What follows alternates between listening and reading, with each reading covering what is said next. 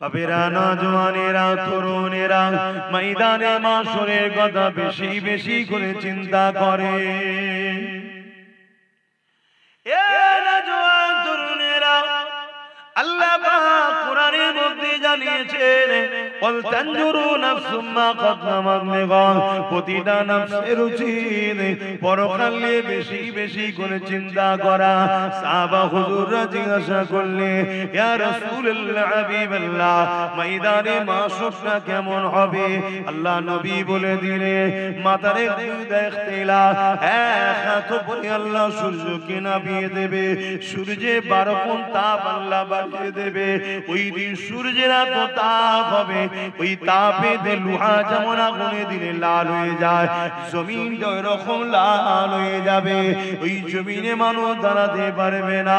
এমনও পাপ পাওয়া যাবে, নিজের ছেলেকে জমিনে শুইয়ে দিয়ে তার বুকের উপরে পা দিয়ে দাঁড়িয়ে যাবে। এমনও ছেলে পাওয়া যাবে, নিজের বাপকে জমিনে শুইয়ে দিয়ে তার বুকের উপরে পা দিয়ে দাঁড়িয়ে যাবে। এমনও মেয়ে পাওয়া যাবে, তার মাকে জমিনে শুইয়ে দেবে। এমনও মা পাওয়া যাবে, তার মেয়েকে জমিনে শুইয়ে দেবে। এক কথায় যার উপরে যা জোর চলবে তাকে জমিনে শুইয়ে দিয়ে তার বুকের উপরে পা দিয়ে দাঁড়িয়ে যাবে। কেন? জমিন লোহা যেমন পুরে পুরে লাল হয়ে যায়, এই সূর্যে তাপে জমিন লাল হয়ে গেছে।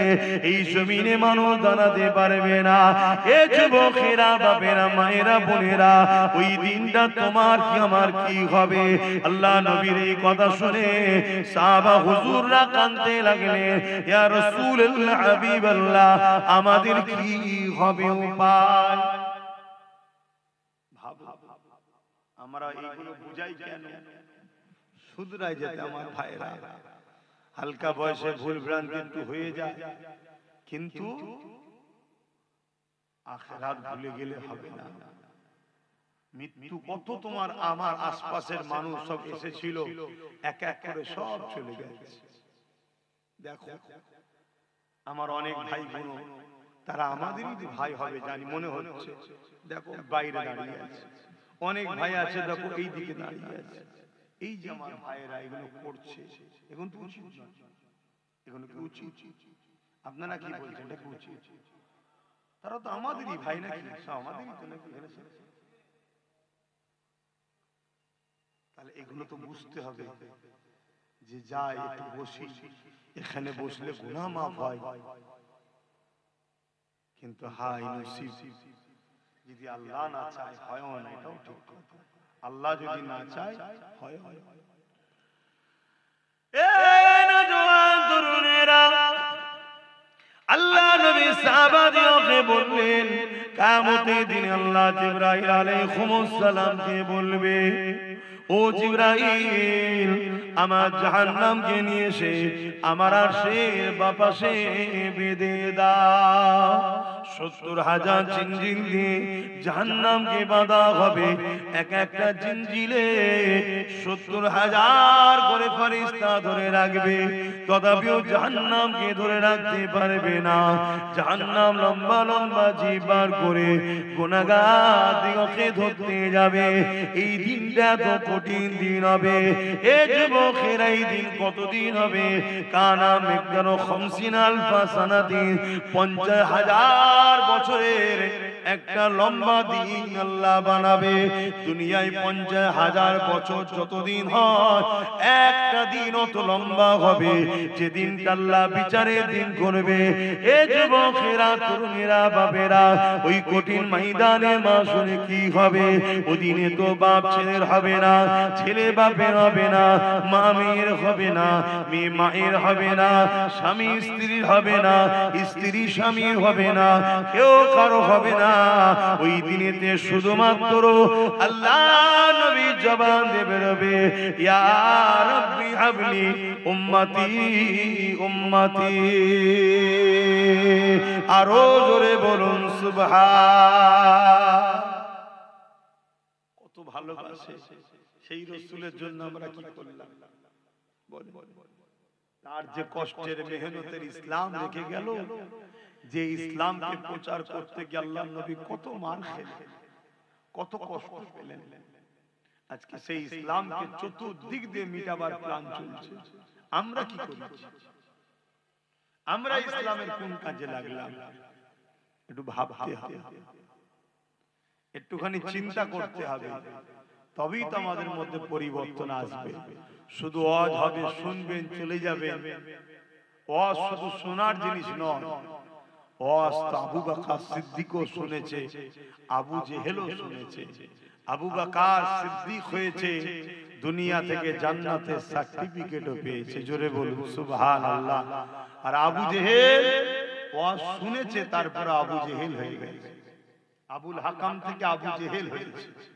তো ওয়াজ শুধু শোনার জিনিস নয়, ওয়াজ শুনে ভাবতে হবে, ফিকির করতে হবে, চিন্তা করতে হবে, নিজের মধ্যে অনুশোচন তৈরি করতে হবে যে কি ওর জন্য আল্লাহ আমাকে পাঠালেন। বান্দা আমি তোকে দুটো হাত দিলাম, এই হাত দিয়ে তোর কি কাজ তোকে চিন্তা করতে হবে। বান্দা আমি তোকে দুটো পা দিলাম, এই পায়ে কোন রাস্তায় চলবি, কোন রাস্তাতে চলবি না, এটা তোকে ভাবতে হবে। ওরে আমার বান্দা বান্দি রে, আমি আল্লাহ তোদেরকে দুটো চোখ দিলাম, এই চোখ দিয়ে কি দেখবি, কি দেখবি না। বান্দা আমি জবানে কথা দিলাম, আমার দিয়া জবানে কোন কথা বলা যাবে, কোন কথা বলা যাবে না। বান্দা রে, আমি আল্লাহ পাক তোকে আশরাফুল মাখলুকাত বানালাম, তুই মানুষের তুই সৃষ্টির মধ্যে সর্বশ্রেষ্ঠ সৃষ্টি বানালাম। ওরে আমার বান্দা রে, তুই আমার জমিনের উপরে তোর কি কাজ তোকে একবার ভাবতে হবে। এটা বোঝাবার জন্য, এটা জানাবার জন্য কদ জাআকুম মিনাল্লাহি নূরুন ওয়া কিতাবুম মুবিন, আমি দুটো জিনিস আমার পক্ষ থেকে পাঠালাম। একটা হলো 30 পারা প্রকাশ্য কোরআন কিতাব, আর একটা হলো ওই কোরআনকে বুঝাবার জন্য সাহেবে কোরআন মুহাম্মাদুর রাসূলুল্লাহ। এ আমার বান্দা বান্দি রে, এই দুটোকে অনুসরণ কর। কোরআনকে তোদের জন্য গাইড করলাম, মুহাম্মদ রাসূলুল্লাহকে মডেল বানিয়ে দিলাম। মুহাম্মদ রাসূলুল্লাহ হলো কোরআনের বাস্তব তোদেরকে দেখাবে। তোরা জিন্দেগিতে চলার পথে উঠা বসা জিন্দেগির প্রতিটা মুহূর্তে আমার নবীকে ফলো করবি, নামাজ পড়বি আমার রাসূলকে দেখ, রোজা রাখবি আমার রাসূলকে দেখ, হজ করবি আমার রাসূলকে দেখ, দান খয়রাত করবি রাসূলকে দেখ, সংসার করবি রাসূলকে দেখ। তোদের ধর্মনীতি আমার রাসূলুল্লাহর হুকুম অনুযায়ী হবে, তোদের সমাজ নীতি আমার নবী যেভাবে করেছে এইভাবে করবি, তোদের প্রতিবেশী নীতি আমার নবী যেভাবে করেছে করবি, তোদের এডুকেশন নীতি আমি নবী যেভাবে শিখিয়েছে এইভাবে করবি। ওরে আমার বান্দা বান্দি রে, তোদের অর্থনীতি, তোদের রাজনীতি, তোদের রাষ্ট্রনীতি, তোদের মানবতা নীতি সব কিছুটা আমার রাসূলুল্লাহকে অনুসরণ করে করবি। কেননা মাআকুমুর রাসূল ফাখুযুহু ওয়া মা নাআকুম আনহু ফান্তাহু। আমার নবীর হ্যাঁ হ্যাঁ বল, আমার নবী নাই না বল, আমার নবী যা আদেশ করেছে মেনে নে, আমার নবী যা নিষেধ করেছে ছেড়ে দে, তাহলে তোরা কামিয়াবি হয়ে যাবি। এই কঠিন দিনে তাদের কোনো চিন্তা হবে না, কেননা তাদের জন্য রয়েছে আমি আল্লাহ আমার আরশের ছায়া।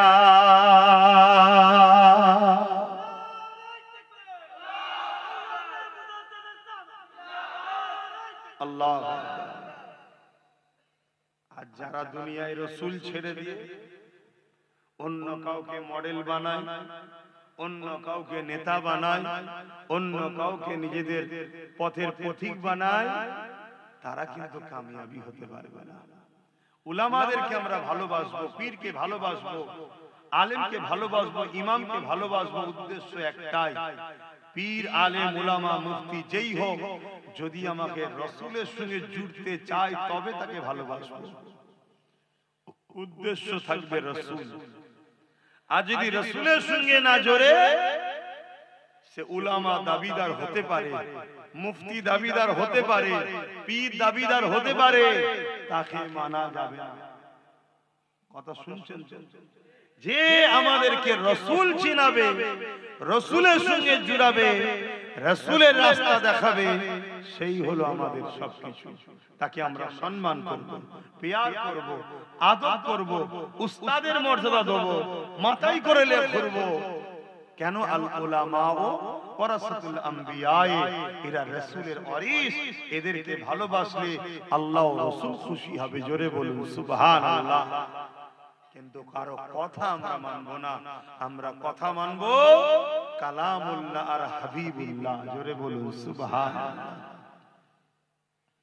বাপেরা, নওজওয়ানেরা, তরুণেরা, এ নবী পাকে প্রেমিকেরা, আখরি জামানা আল্লাহ নবী জানিয়ে দিলেন মসজিদ ভর্তি নামাজি থাকবে, একজন ঈমানদার থাকবে না। যার ঈমান নেই তার নামাজের তো কোনো কাজে লাগবে না। আল্লাহ নবী জানিয়ে দিলেন আখরি জামানাতে হাতের তালুতে আগুন রাখা থেকেও ঈমান বাঁচানো বড় কষ্টকর হয়ে যাবে। এটা সময় হয়ে গেছে, চারিদিক থেকে আমাদের ঘরে আল্লাহ ও রাসূল থেকে সরাবার পরিকল্পনা করছে।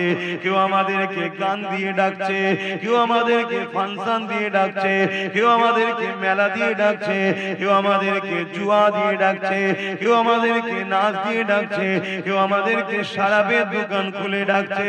হে যুবকেরা, তরুণেরা, আবার কেউ আমাদেরকে দাড়ি টুপি কোরআনের মাহফিলের নামে ডেকে নিয়ে গিয়ে আমার রাসূলুল্লাহর আদব মর্যাদাকে খাটো করে দিয়ে আমাদের ঘরে রাসূল থেকে দূরে সরিয়ে দেওয়ার পরিকল্পনা করছে।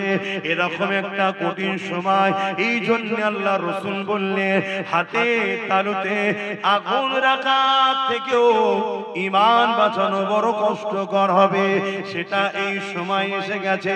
তাই বলে দিয়ে যায়, আল্লাহ রাসূলকে মহব্বত করে, আল্লাহ নবীকে প্যার করে, যে নবী আমার সারাটা জীবন তোমার আমার জন্য কেঁদেছে, আজও কাঁদছে।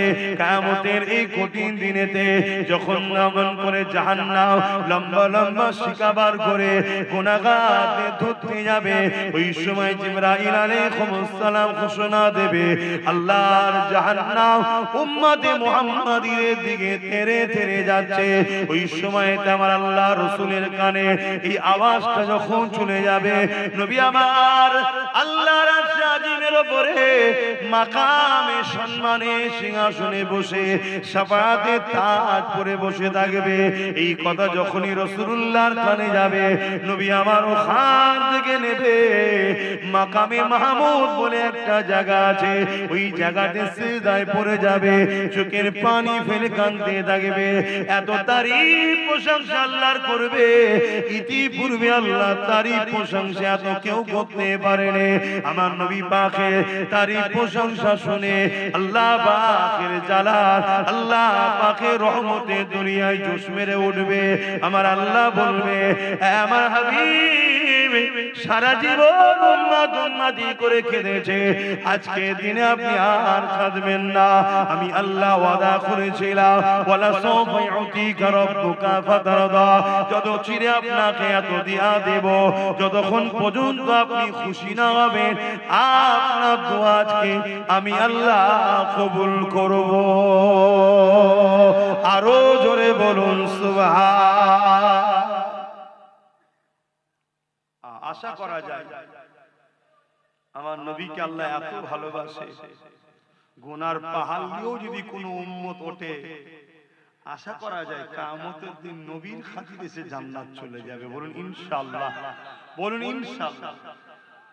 কিন্তু ওই উম্মত গুলোকে দেখে বড় আফসোস লাগে যারা নবীর দ্বীনকে মিটাচ্ছে।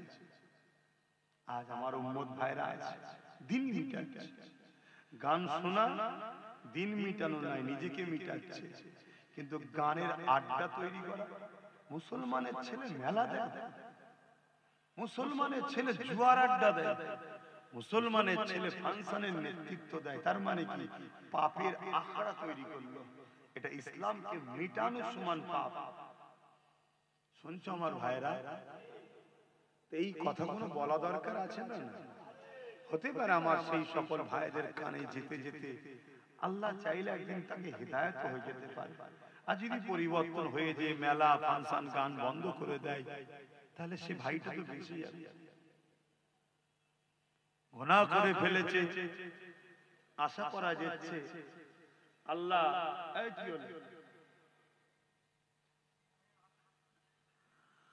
আশা করা যায় গুনাহ যদি হয়ে যায় নবী তো শাফাআত করবেন, হয়তো নাজাত হয়ে যেতে পারে। খবরদার আমার ভাইরা, নবীর কষ্টের ইসলামের ক্ষতি করো না। আল্লাহ নবী জীবনে কত কষ্ট হয়েছে। এ নওজওয়ানেরা, আল্লাহ নবী জীবনে এমনও দিন গেছে নবী আমার সিজদায় পড়ে রয়েছে। মক্কার জালিম বেঈমানেরা আমার নবী পাকের পিঠের উপরে পচা ভুঁড়ি, দুম্বার ভুঁড়ি চাপিয়ে দিয়েছে। আল্লাহ নবী সিজদা থেকে মাথা তুলতে পারছে না। একদিকে দুর্গন্ধ আর একদিকে ভারী, এই পচা দুম্বার ভুঁড়ি নিয়ে নবী আমার সিজদায় পড়ে গিয়ে সুবহান রাব্বিল আলা তাসবিহ পড়ে যাচ্ছে। নবী পাকের কলিজা টুকরি খাতুনে জান্নাত দেখতে পেয়ে তখন তিনি ছোট ছিলেন। আব্বা জানের পিঠ থেকে এই পচা দুম্বার ভুঁড়ি খানা নাবাতে লেগেছে। ছোট ছোট নুরানি হাত দিয়ে আর পচা দুম্বার ভুঁড়ি নাবাতে পারছে না। একদিকে দুর্গন্ধ আর একদিকে ভারী। খাতুনে জান্নাত তখন ছোট ছিলেন, আর চোখের পানি আমার আব্বাকে কে এত কষ্ট দেয়। এদিকে জালিম নিষ্ঠুর পাশান অত্যাচারীরা বসে বসে মজা নিতে লেগেছে। এমনও দিন গেছে আল্লাহ নবীকে এত ভুঁড়ি দিয়েছে, নবী পাকের পিঠে এত পচা দুম্বার ভুঁড়ি চাপিয়েছে, আমার নবী পাক পুরো ঢাকা পড়ে গেছে, নিঃশ্বাস নিতে পারছে না। খাতুনে জান্নাত আব্বাকে খোঁজ করতে করতে যখন এই পচা দুর্গন্ধময় ভুঁড়ি দেখতে পায়, খাতুনে জান্নাত আন্দাজ করে এই জায়গাতে হয়তো আব্বা রয়েছে। এই পচা দুম্বার ভুঁড়িকে সরিয়ে সরিয়ে সরিয়ে ওর ভেতর থেকে দয়া নবী মাথা তোলে। এ যুবকেরা, তরুণীরা, বাপেরা, এত কষ্ট আমার নবী কেন পেয়েছে? আমার নবী ইনসাফের কথা বলেছে তাই। এত কষ্ট আমার নবীর উপরে হয়েছে কেন? আমার নবী গরিবদের পক্ষে ছিল তাই। এত কষ্ট আমার নবীর উপরে হয়েছে কেন? আমার নবী নারীদের অধিকারের পক্ষে ছিল তাই। এত কষ্ট আমার নবীর উপরে দিয়েছে কেন?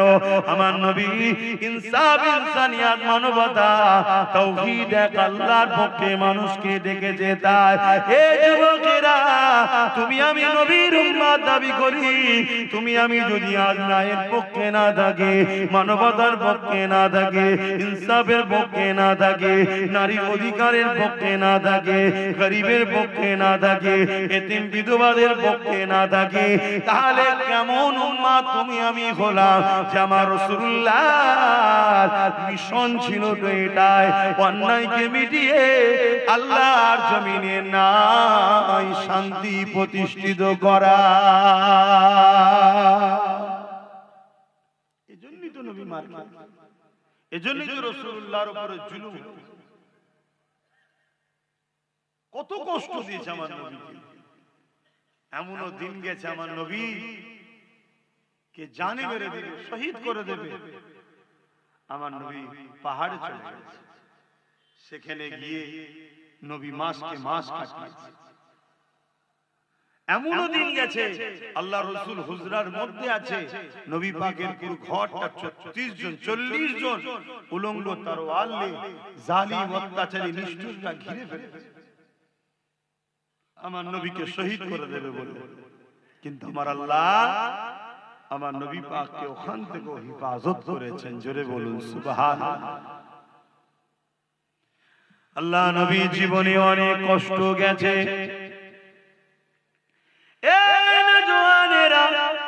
আল্লাহ নবী যখন মক্কার মানুষের কাছে দিনের কথা বলে মক্কার মানুষ শুনতে চায় না। নবী আমার তায়েফে জমিনে চলে যায়, এদিকে মক্কার জালিম নিষ্ঠুর নেতারা তায়েফের মানুষ দিগকে জানিয়ে দেয় মক্কা থেকে মুহাম্মদ রাসূলুল্লাহ যাচ্ছে, যিনি তাওহীদের কথা বলে, যিনি গরিবের ইনসাফের কথা বলে, যিনি নারীদের অধিকারের কথা বলে, যিনি মানবতার কথা বলে, যিনি ন্যায়ের কথা বলে, যিনি প্রেম ভালোবাসার কথা বলে। এই তায়েফের সরদারেরা মুহাম্মদ রাসূল যা বলে ঠিকই সত্য কথা বলে, কিন্তু মুহাম্মদ রাসূলের কথা মতো চললে আমরা যে মানুষের উপরে সন্ত্রাসী করে টিকে রয়েছি, মানুষের উপরে আতঙ্ক করে টিকে রয়েছে, মানুষকে ভয় খাইয়ে টিকে রয়েছে, মুহাম্মদ রাসূলের কথা যদি মেনে নেওয়া যায় তাহলে আমাদের অন্যায় অত্যাচারের সাম্রাজ্য মিটে যাবে। এই মুহাম্মদ রাসূলকে তায়েফের জমিনে ঢুকতে দিও না, তাকে বাধা দাও, বাধা দাও। আজকে দিনে তো সেই রাসূলুল্লাহর পক্ষে যারা কথা বলে তাদেরকেও বিভিন্ন মাহফিলে বাধা দেওয়া হয়, তাদেরকেও বিভিন্ন জায়গায় রুকা হয়। কেন রুকা হয়? এরা গেলে মুহাম্মদ রাসূলের কথা বলবে, এরা ইনসাফের কথা বলবে, এরা ইনসানিয়াতের কথা বলবে, এরা মানবতার কথা বলবে। কেন? আল্লাহ কোরআনের মধ্যে জানিয়ে দিয়েছে, এ দুনিয়ার মানুষেরা কুনতুম খায়রা উম্মাতিন উখরিজাত লিন-নাস তা'মুরুনা বিল মারুফ ওয়া তানহাউনা আনিল মুনকার। আল্লাহ আমাদেরকে দুটো কাজ দিয়েছে, অন্যায়কে মিটিয়ে দাও, ন্যায়কে প্রতিষ্ঠিত করো। এই অন্যায় মিটাতে গিয়ে যদি তুমি শহীদ হয়ে যাও, অন্যায়কে মিটাতে গিয়ে জালিমদের হাতে যদি মারা পড়ে যাও, এ যুবকেরা আল্লাহ রাসূল জানালেন তাদের জন্য মরণের আগে, জান বেরোবার আগে আল্লাহর জান্নাতকে দেখিয়ে দেওয়া হয়। আর যদি এই লড়াইয়ে লড়তে গিয়ে, ন্যায়কে প্রতিষ্ঠিত করতে গিয়ে, অন্যায়কে মিটাতে গিয়ে আর যদি এই লড়াইয়ে কেউ গাজী হয়ে যায়, বিজয় হয়ে যায়, আমার আল্লাহ তাকে দুনিয়াতে গাজীর সম্মান দেয় এবং পরকালে পুরস্কার জান্নাতে রেখেছে। আমাদের তো দুটো কাজ আল্লাহ দিয়েছেন নাকি? কথা বলে, অন্যায় মিটাও, ন্যায়কে প্রতিষ্ঠিত করে, এটা তো কাজ আমাদের। আমরা সেটা করছি? আমরা তো অন্যায়ের সঙ্গে গা মিলিয়ে চলছি, আমরা তো জুলুম বন্ধ করা ছেড়ে দিয়ে জুলুম করছি। আমাদের অনেকের ধারণা হয়ে গেছে ইসলাম নামাজ, রোজা, দাড়ি, টুপি, হজ, যাকাত, নামাজ পড়লেই হয়ে গেছে, রোজা রেখে নিয়েছি হয়ে গেছে, একবার হজ করলেও মিটে যাবে। এটা ইসলাম শুধু নয়, হ্যাঁ এটাও ইসলাম, কিন্তু শুধু এটা নয়। সমাজে এতিমের উপরে জুলুম হবে, আপনি এতিমের পাশে দাঁড়াবেন না, আর আপনি বলছেন আমি নামাজ পড়েছি। সমাজে বিধবার উপরে অত্যাচার হবে, আপনি তার পাশে দাঁড়াবেন না, আপনি বলছেন আমি রোজা রেখেছি। মানুষ মসজিদগুলোকে যেভাবে কারুকার্য ভাবে করছে, হ্যাঁ আল্লাহর ঘরকে ভালোবাসেন, করুন, কিন্তু অপরদিকে এই সমাজের গরিবদের ঘরে মানুষ দেখে আল্লাহর ঘর কাঁচা হলেও নামাজ হয়ে যাবে, কিন্তু গরিব যদি খেতে না পায় ওই সমাজের প্রত্যেককে কিয়ামত দিন আল্লাহর কাছে জবাব দিতে হবে। কথা শুনছেন তো নাকি?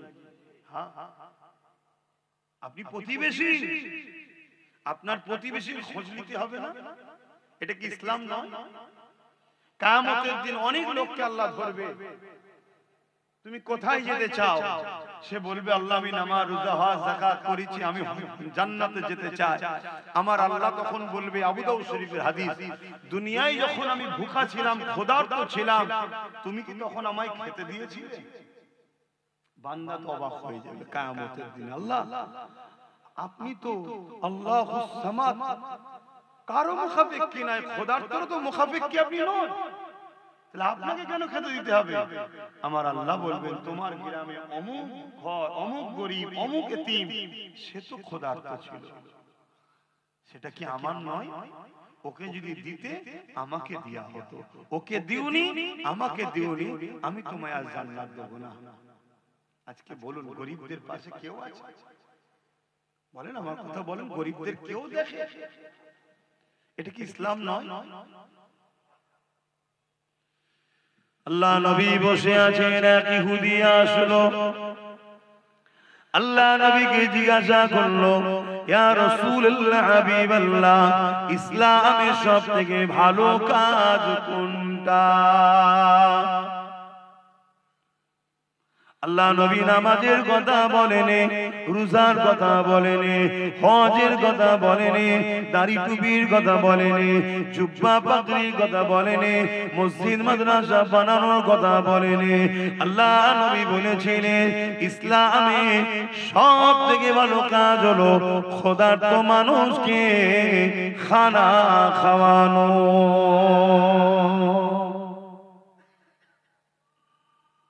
আপনাদের মহল্লা জানাচ্ছে, আপনাদের মহল্লা, আচ্ছা আজান হয়ে যায়।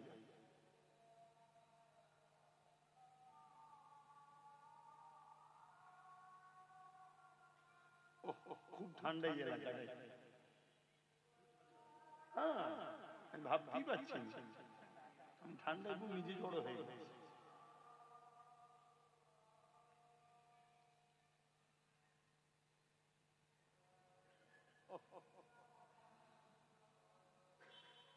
সাল্লাল্লাহু আলাইহি ওয়াসাল্লাম।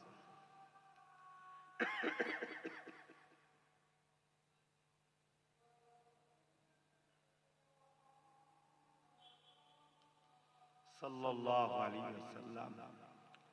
কুররাত আইন বিকা রাসূলুল্লাহ।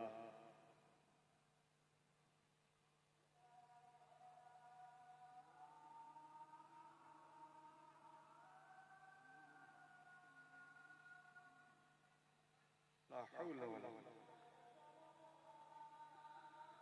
লা হাওলা ওয়ালা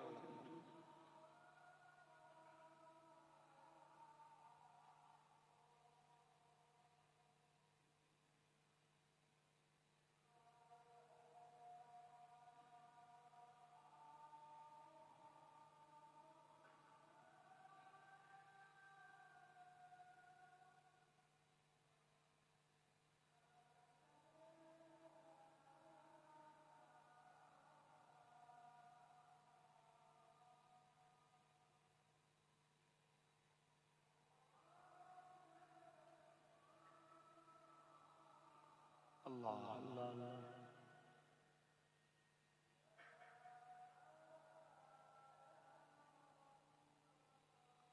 اللهم رب هذه الصلاة محمد السيلة الفضيلة ومحمد إنك لا لا إله درود الشريف اللهم صل على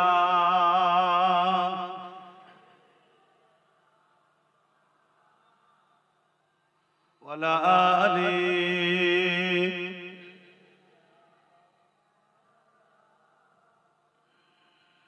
मेरी उल्फत मदीने से यूं ही नहीं, मेरे आका का रोज़ा मदीने में है।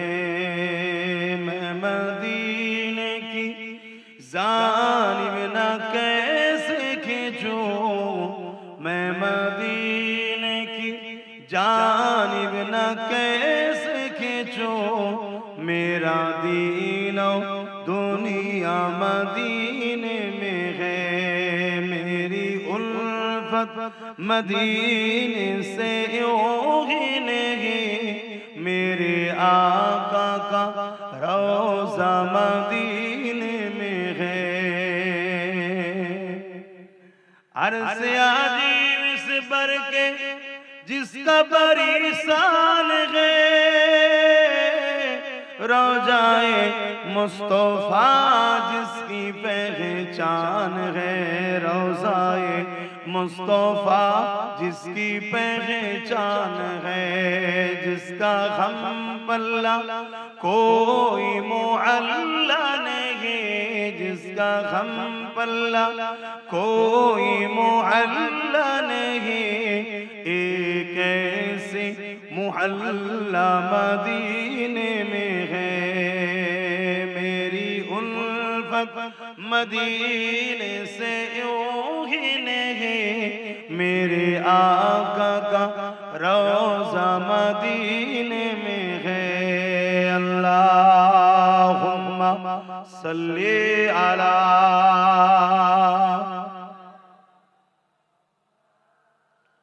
जोरे जोरे पढ़ेन, আপনাদের দেখে তো আমারও ঘুম পায়।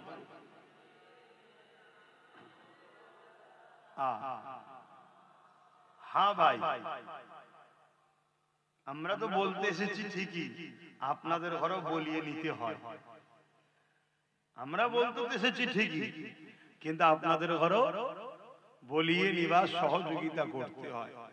এত যদি ঝিমিয়ে যান তাহলে আমাদেরও তো অবস্থা খারাপ হয়ে যাবে।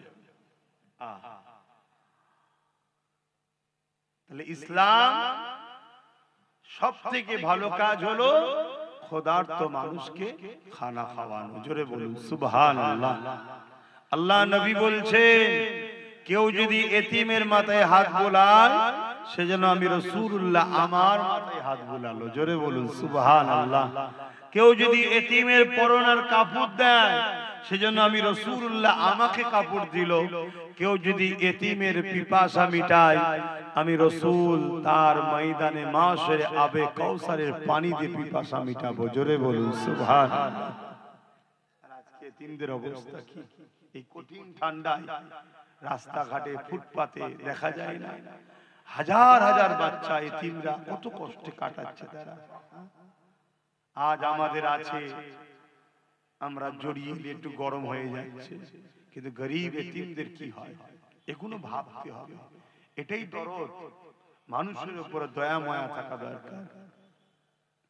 আল্লাহ পাকের এক বান্দি ছিলেন যে সমাজে নোংরা কাজ করে বেড়াতো মেয়েটা, কিন্তু একদিন পাপ কাজ করে ফিরছে আর দেখছে একটা কুকুর একটা কুয়া, দেখবেন কুয়ার উপরটা ঘিরা থাকে যাতে কেউ না পড়ে যায়, ওর উপরে উঠছে আর নামছে। পানি তো পান করতে পারছে না, পিপাসা লেগেছে।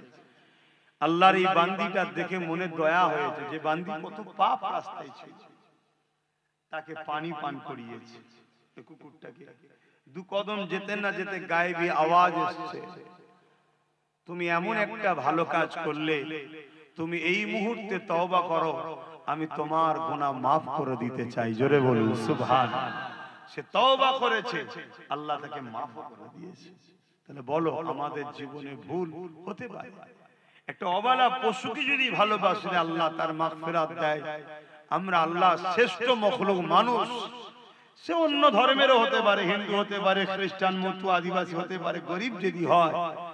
আর আমার কওমের ভাইদের মধ্যেও তো প্রচুর গরিব আছে, তার পাশে যদি দাঁড়ায় আল্লাহ কি আমাদের উপর দয়া করবে না? আল্লাহ নবীর ঘরে শিক্ষা কেমন ছিলেন দেখেন।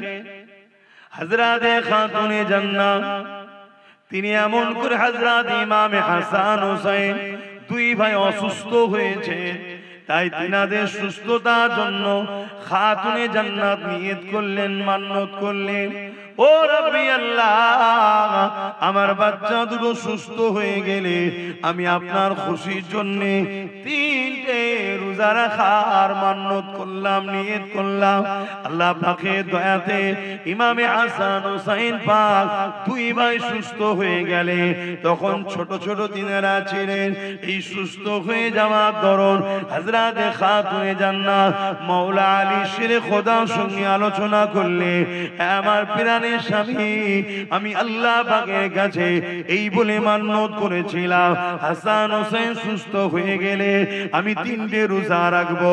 আল্লাহ পাক সুস্থ করে দিয়েছে, যে আমি রোজা রাখার ইচ্ছা প্রকাশ করছি। হযরতে মাওলা আলী বলেছিলেন, এ খাতুনে জান্নাত আপনি একা কেন রাখবেন, আমিও আপনার সঙ্গে রোজা রাখবো। হযরতে মাওলা আলী রোজা রাখলে, খাতুনে জান্নাত রাখলে, হযরত ইমামে হাসান হোসেন তিনারাও উঠে পড়লেন, তিনারাও বলতে লাগলেন, আম্মা জান আমরাও সেহরি খাবো, রোজা রাখবো। এ যুবকেরা, ঘরে একটা কাজের মানুষ ছিল যার নাম হলো ফিজ্জা, তিনিও বললেন, আম্মা আমাকে ইজাজত দেয়া হোক, আমিও নফল রোজা রাখবো। 4 জন 5 জন হয়ে গেল রোজা রাখা, সেহরি খেতে লেগেছে। কি সেহরি খাচ্ছে? এ যুবকেরা, বাপেরা মন দিয়ে শোনো গো, ঘরে কিছুই নাই, পানি দিয়ে সেহরি করা হচ্ছে, শুধু পানি। দোনো জাহানের সুলতানের বেটির ঘরের কথা বলছে, শুধু পানি। বাপেরা, নওজওয়ানেরা, তরুণেরা, এই সময়তে মৌলা আলী সকাল হয়ে যায়। হুজুর আমার কাজে খোঁজে বেরিয়ে গেলে, কেননা ইফতারে যদি কিছু পাওয়া যায় এর জন্য তিনি কাজে বেরিয়ে গেলে। খাজুরের বাগানে পানি দেওয়ার কাজ করতে লাগলে। এতে সামান্য কিছু আল্লাহ মিলালে, তা থেকে জবের আটা, রুটি এবং কিছু খাজুর কিনে নিয়ে এলে। যখন ইফতার সাজানো হয়ে গেছে, আজানের অপেক্ষা রয়েছে, ইফতার করবে, হঠাৎ করে দরজার গোড়ায় এক অচানা মুসাফির আওয়াজ দিয়ে বলতে লাগলো, এ খাতুনে জান্নাত, এ নবীর কলিজা টুকরি ফাতেমা, এ আহলে রাসূলরা, আমি বড় ক্ষুধার্ত রয়েছে, কয়েকদিন আমার খাওয়া হয়নি, নবীর ঘর থেকে আমরা ফিরে যাব, আহলে রাসূলের ঘর থেকে খালি হাতে ফিরে যাব, এটা হতে পারে না, এ আমাকে কিছু দেন। হযরতে খাতুনে জান্নাত দেখলো ইফতারটা এত সামান্য রয়েছে, ওই মানুষটাকে সব যদি না দেয়া যায় একটা মানুষের পেটও ভরবে না। তাই খাতুনে জান্নাত ওই ইফতারের পাত্রটাকে নিয়ে হযরতে মাওলা আলীর স্বামীকে দিয়ে দিলে, যান এই মুসাফিরটাকে দিয়ে দেন, ওই গরীব ক্ষুধার্তটাকে দিয়ে দেন। হযরতে খাতুনে জান্নাতের কথা শুনে মাওলা আলী বলল, না, আমার বাচ্চা দুটো রোজা রেখে আছে, তারা ইফতার কি করবে? তুমি আমি না হয় বড় মানুষ নাই করলা, দুটো ছোট্ট ছোট্ট বাচ্চা, তারা রোজা রেখে সারা দিন রয়েছে, সেহরিতে পানি খেয়েছে, তারা কি ইফতার করবে? একবার মাওলা আলী বলল, না। মাওলা আলী ইফতারের থালিটা নিয়ে গিয়ে, পাত্রটা নিয়ে গিয়ে ওই মুসাফিরটাকে দিয়ে দিল। মুসাফির চলে গেল, মান্যতে রোজা ছিল, পরের দিন আবার সেহরিতে খাতুনে জান্নাত উঠলো, মাওলা আলীও উঠলো, ইমামে হাসান হোসেন উঠলো, ওই ফিজ্জা নামের কাজের মানুষটা উঠলো। 5 জনে আবার সেহরিতে পানি খেলে, আবার রোজা নিয়ত করে নিলে, আবার মাওলা আলী দিনের বেলা কাজের জন্য বেরিয়ে গেলে, আবার সামান্য কিছু অর্থ মিলল, তা থেকে আবার কিছু জবের আটা, রুটি আর কিছু খাজুর কিনে নিয়ে এসে ইফতারির জন্য তৈরি হতে লাগলো। আজানের অপেক্ষায় রয়েছে দ্বিতীয় দিনে সে ইফতারেতে।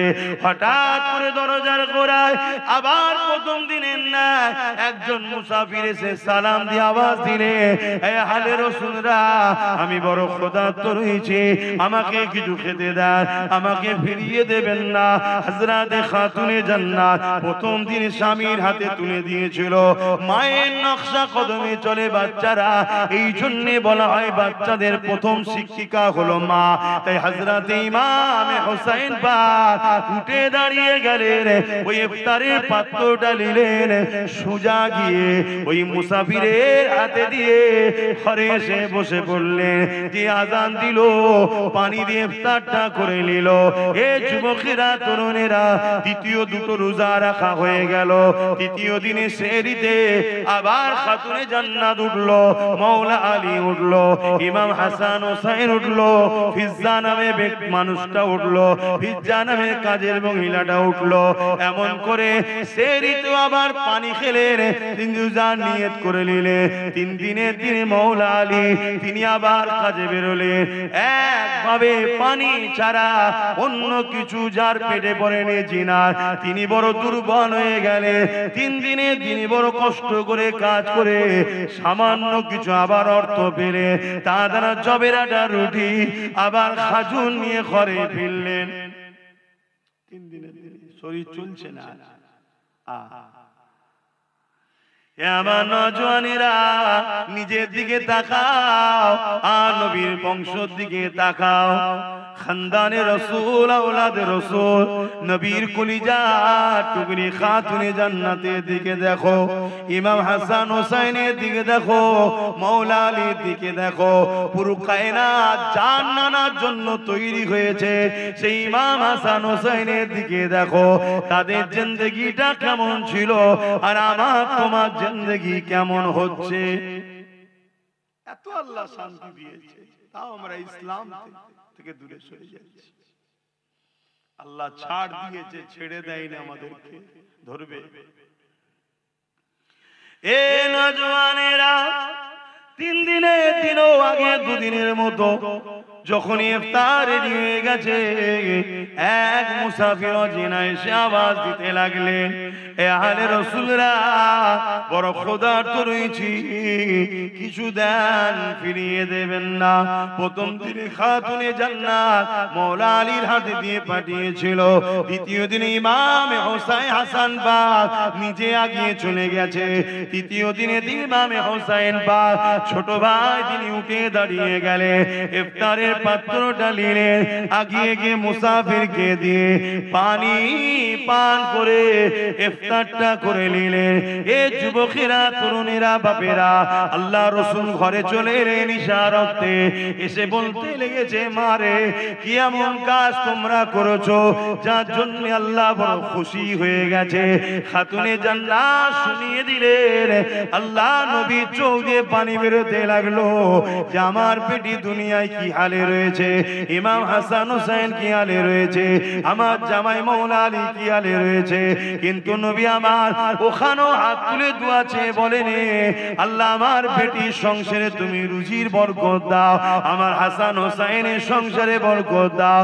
নবী আমার ওটা দোয়া করেন, ওখানেও নবী আমার দোয়া করেছে, আল্লাহ পাক আমার উম্মত উম্মতিদের হিফাজত করে। আরো জোরে বলুন সুবহান। আজকে সেই উম্মত আমরা কি করছি বলুন? বললেই তো আব্বাস সিদ্দিকীকে সমালোচনা করছে, গালি দিচ্ছে, ফোনে হুমকি দিচ্ছে, কাঁচা কাঁচা গাল দিচ্ছে বাপ মা তুলে। কেন? আজ ইসলাম মিটে যাচ্ছে, কথা বলছি তাই। ইসলাম মিটে যাচ্ছে, কথা বলছি তাই। ভাবুন, আল্লাহ কিন্তু ছাড়বে না। কত কষ্ট করে তারা এই দিনের জন্য সব কিছু কুরবান করেছে, আর আজকে আমরা আরাম আয়েশের জিন্দেগি কাটিয়ে ইসলামকে ক্ষতি নিজেরাই করছি। আল্লাহ ছেড়ে দেবে না, এখনো সময় আছে, তওবা করেন, পরিবর্তন হন, ভাবেন গরিবকে কিভাবে ভালোবাসতে হয়। দেখুন, আরো 1 তারিখের কথা, আম্মা জান, অসুবিধা হচ্ছে না তো ভাই? আপনাদের অসুবিধা হচ্ছে না তো? কেন আমার পরে তারপরে নামাজ হবে বললো?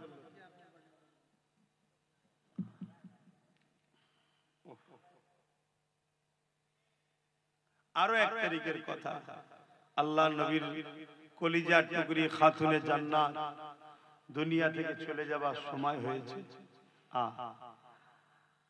হযরতে মাওলা আলী হুজুরের কোলে মাথা রেখে খাতুনে জান্নাত চোখ মুজে শুয়ে আছে, যাবার সময় একদম শেষের দিকে, দুনিয়া থেকে পর্দা নেবেন, ইন্তেকাল করার সময় এসে গেছে।